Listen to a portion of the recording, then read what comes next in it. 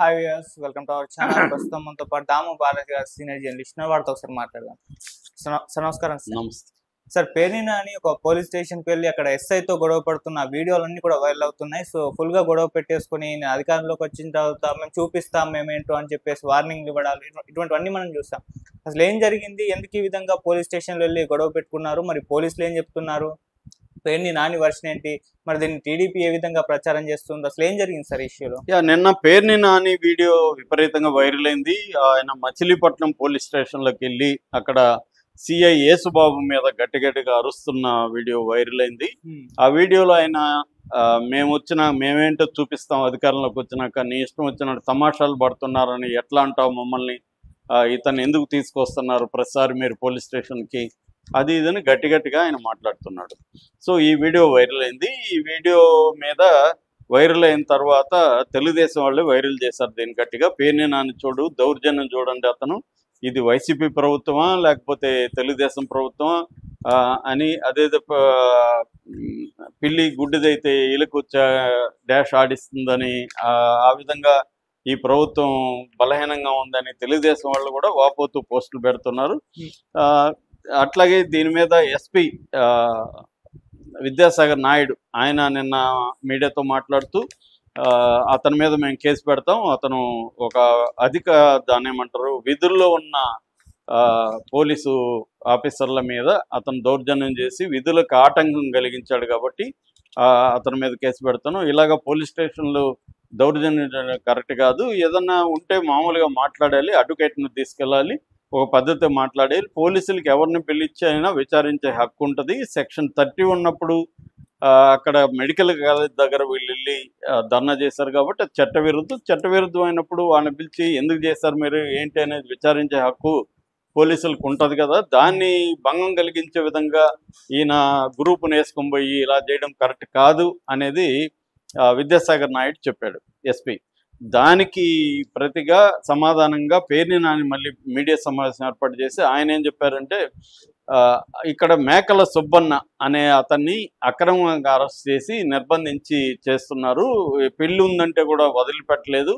యాక్చువల్గా ఈయన మీద కేసు పెట్టినప్పుడు ఈయన అక్కడ పీడిఎం కోర్టుకి వెళ్ళారు, వాళ్ళ ఫ్యామిలీ పీడిఎం కోర్టు రిమాండ్ రిపోర్ట్ని కొట్టేసింది, అంటే కేసుని కొట్టేసింది, బెయిల్ కూడా ఇచ్చేసింది. అలాంటప్పుడు మళ్ళీ ఆయన్ని తీసుకొచ్చి పోలీస్ స్టేషన్లో నిర్బంధించడం అనేది కరెక్ట్ కాదు. దానికి వాళ్ళ భార్య నాకు ఫోన్ చేసి ఏడ్చింది, సార్ పెళ్లి పెట్టుకున్నాము అంటే కూడా వినకుండా కావాలని ఆయన్ని తీసుకెళ్ళి వేధిస్తున్నారు సార్ అంటే నేను పోలీస్ స్టేషన్కి వెళ్ళాను. వెళ్తున్నప్పుడు మేము మర్యాదగానే మాట్లాడాను, ఎందుకు తీసుకొచ్చారు, ఆల్రెడీ కోర్టు బెయిల్ ఇచ్చింది కదా, కోర్టు ఏమి కండిషనల్ బెయిల్ ఇవ్వలేదు, కోర్టు పైగా రిమాండ్ రిపోర్ట్ని కొట్టేసింది కదా అని నేను అడుగుతుంటే ఏం తమాషాలు చేస్తున్నారా అంటాడు సిఐ.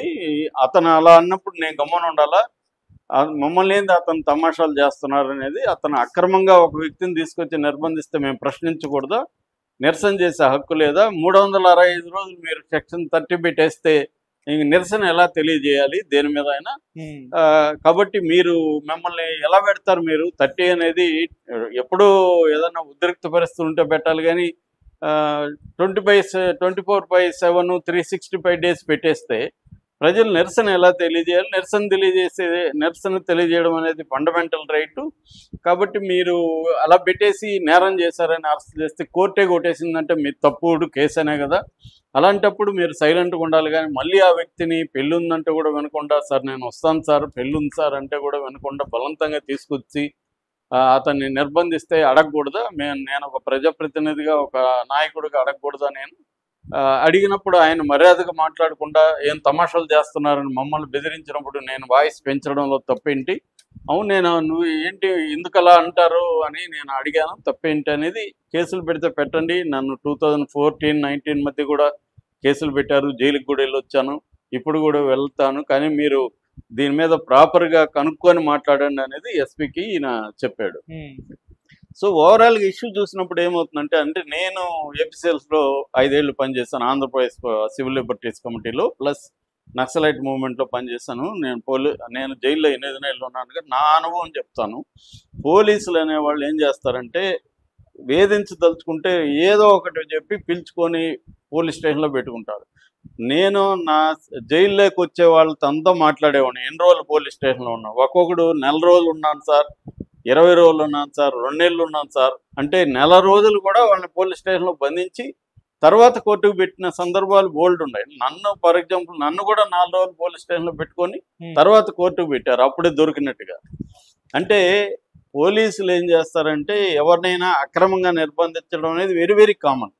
అది జగన్ ప్రభుత్వం అయినా చంద్రబాబు ప్రభుత్వం అయినా పైన ఎవరున్నారనేది పక్కన పెడితే పోలీసు ఈ నేచర్ అనేది పోలేదు. సో వీళ్ళు అక్రమంగా నిర్బంధించడం, నెలల తరబడి వాళ్ళని వేధించడం అనేది వెరీ వెరీ కామన్. అట్లాంటప్పుడు ప్రశ్నించడంలో తప్పు లేదు. ఇక్కడ నానిది ఏమి నాకు తప్పు కనబడలా. ఆయన ఏంటంటే నేను వచ్చినాక చూపిస్తాను అలాంటి బెదిరింపుడు కరెక్ట్ కాదు. కానీ ఆయన ఇలా నిర్బంధించడం కరెక్ట్ కాదని సిఐని ప్రశ్నించవచ్చు. పోలీసులు ఏం ప్రశ్నించకూడదా? పోలీసులు ఏమైనా ప్రశ్నకి అబోవ్గా ఉంటారా? ఎవరైనా ఒక ఇల్లీగల్గా బిహేవ్ చేసినప్పుడు పోలీసులను ప్రశ్నించే హక్కు ఖచ్చితంగా పౌరులకు ఉంటుంది. బొజ్జా తారకం ఎప్పుడో లాంగ్ బ్యాక్ బుక్ రాశాడు, పోలీసులు అరెస్ట్ చేస్తేనే ఒక పుస్తకం. హెచ్బిటి వాళ్ళు హైదరాబాద్ బుక్ ట్రస్ట్ వాళ్ళు వేశారు. దాంట్లో క్లియర్గా పౌరులకు హక్కుల గురించి, పోలీస్ స్టేషన్లకు ఉండే పరిమితుల గురించి అన్నీ రాశారు. సో మేము కూడా అలాగా చాలాసార్లు పోలీసులను పోయి ప్రశ్నించిన సందర్భాలు ఉన్నాయి పౌర హక్కుల సంఘం తరఫున. ఎందుకంటే వీళ్ళని ఎత్తుకుపోయి చితగ్గొట్టేసేవాళ్ళు పోలీసులు చాలామందిని. అలాంటప్పుడు మేము పోయి మీరు ఎలా కొడతారు, మీకు కొట్టే హక్కు ఎవడిచ్చామని మేము ప్రశ్నించాం, ధర్నాలు చేసాం.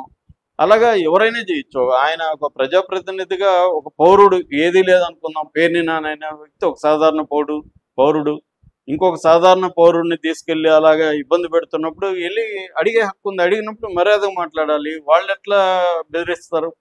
కాబట్టి ఇక్కడ పోలీసుల ఇది అనేది ఏ ప్రభుత్వం ఉన్నా, ఇది చంద్రబాబు ప్రభుత్వం జగన్ ప్రభుత్వం అనేది పక్కన పెడితే సేమ్ నాని కూడా అర్థం కావాల్సింది ఏంటంటే ఇంతకంటే ఎక్కువే జగన్ ప్రభుత్వంలో కూడా చేశారు. అప్పుడు ఏమయ్యాడు ఈ నాని అనేది కూడా ప్రశ్న వస్తుంది మనకి. అక్కడే ప్రాబ్లం వెళ్తాం. ప్రతిపక్షాల్లో ఉన్నప్పుడే వీళ్ళకి డెమోక్రసీ, పౌరుల హక్కులు ఇవన్నీ గుర్తొస్తాయి. కానీ వీళ్ళు మళ్ళీ అధికారంలోకి వెళ్తే సేమ్ అప్పుడు కూడా తెలుగుదేశం వాళ్ళకి కూడా అప్పుడే గుర్తొస్తాయి. వాళ్ళు మళ్ళీ ప్రతిపక్షంలోకి వెళ్ళినప్పుడు వాళ్ళకి గుర్తొస్తాయి, వాళ్ళు మళ్ళీ అధికారంలోకి వచ్చినప్పుడు రావు. ఇది అన్ని ప్రభుత్వాలకు వర్తిస్తుంది. ఇక్కడ రేవంత్ రెడ్డికైనా వర్తిస్తుంది. రేవంత్ రెడ్డిని కూడా ఇలాగ అర్ధరాత్రి తీసుకుపోయి వేధించారు. ఇప్పుడు మళ్ళీ రేవంత్ రెడ్డి వచ్చి అర్ధరాత్రి తీసుకెళ్తున్నట్టుగా విలేకరులని రకరకాల అర్ధరాత్రులు తీసుకెళ్లి పోలీస్ స్టేషన్లో ఈవెన్ చివరికి మహిళా విలేకరులను కూడా అలాగే తీసుకెళ్లారు కదా.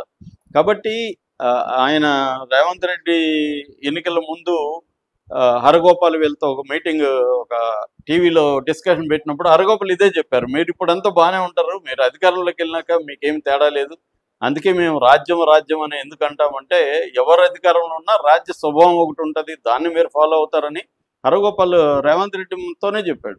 లేదు సార్ మేము చూడండి డిఫరెన్స్ చూపిస్తున్నాడు. ఏం చూపించారు? ఏం లేదు.